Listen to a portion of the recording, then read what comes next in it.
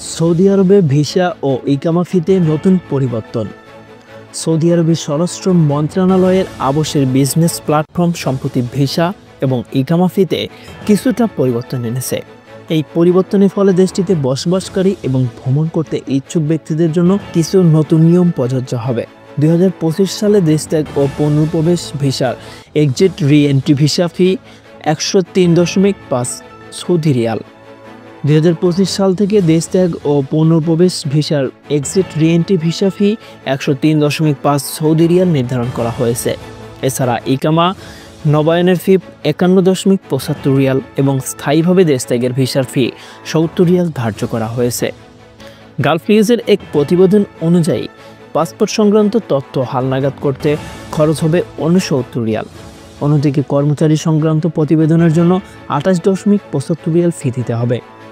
আবাসের প্ল্যাটফর্ম তাদের এক্স পূর্বে টুইটার অ্যাকাউন্টে একটি পোস্টে জানিয়েছেন, এই ফি শুধুমাত্র অতিরিক্ত পরিষেবাগুলোর জন্য প্রযোজ্য এবং এটি নিয়োগকর্তাদের বার্ষিক প্যাকেজের অন্তর্ভুক্ত নয়।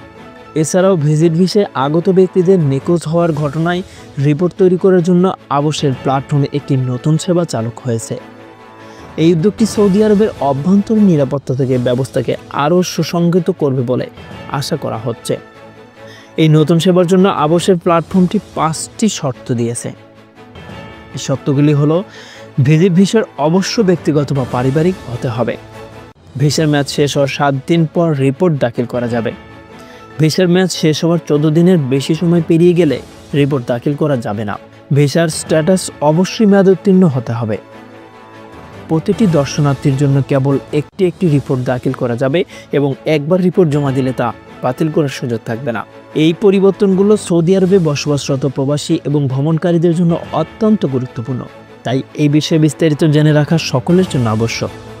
সংবাদের এ পর্যন্তই। পরবর্তী নিউজ আপডেট পেতে আমাদের সাথেই থাকুন। ধন্যবাদ।